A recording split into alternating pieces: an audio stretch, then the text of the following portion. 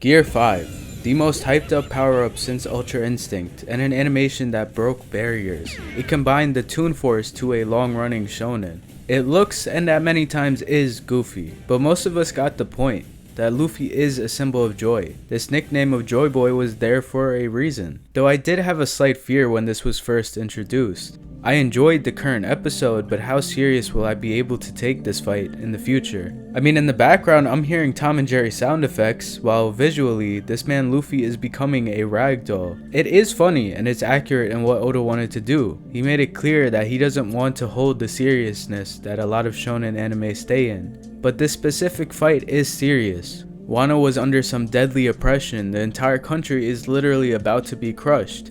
Yet, my mans is over here just playing around with Kaido. So I had some concerns. But my concerns were put to rest with this recent episode. Count what you have now, don't count what you don't have.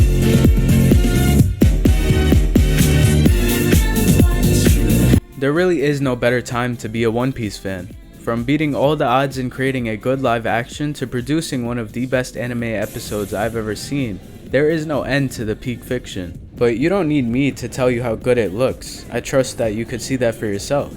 What more importantly hit me in this recent episode is the meaning of it all. The fight for Wano and the power up that's as crazy as it looks. All the emotional highs of Wano were encapsulated in this singular episode, and what Gear 5 really means. By the end I was reminded of the driving factors, including Momonosuke's battle with himself. He annoyed me a lot since his introduction, and maybe I was a little jealous. But seeing the journey he's been through and the way that Luffy is willing him to confidence in himself is genius. Luffy puts his faith in others despite even myself as a viewer hating on his ass. I mean, now I can't help but root for him.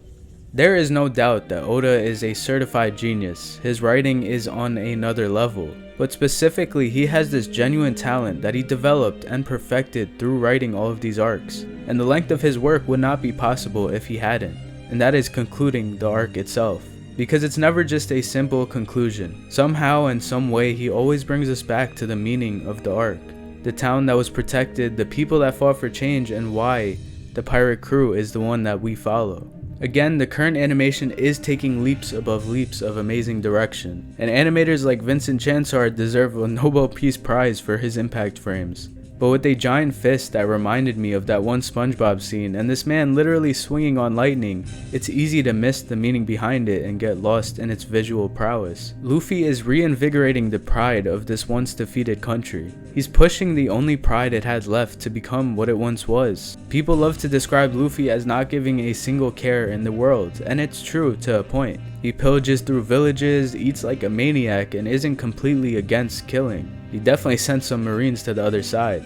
But behind this carefree and sometimes dumb looking attitude is a man who truly understands what it means to be king of the pirates. The former king is someone who revitalized not just an island, but a world with pride.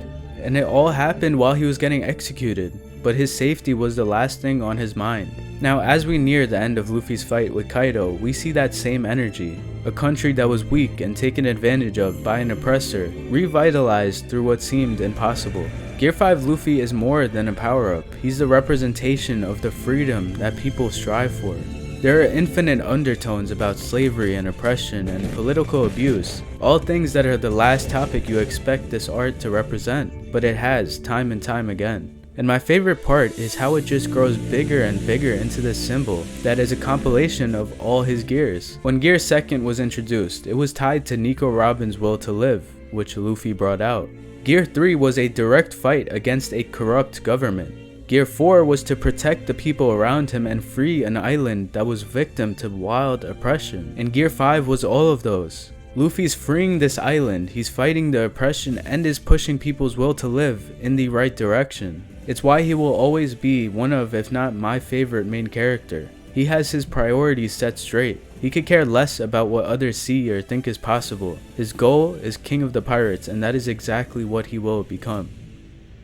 俺が誰か? モンキー D ルフィ。お前を超えて海賊王になる男だ。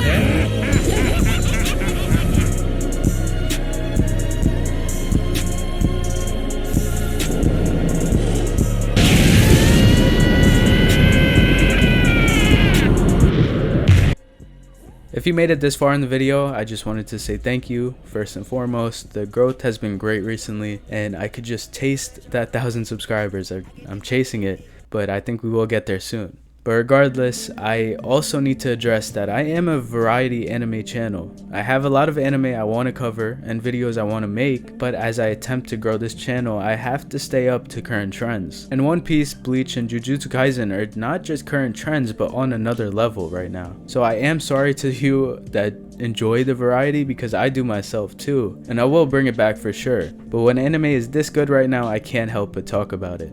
Regardless, thank you for watching, and I hope to see you in the next one.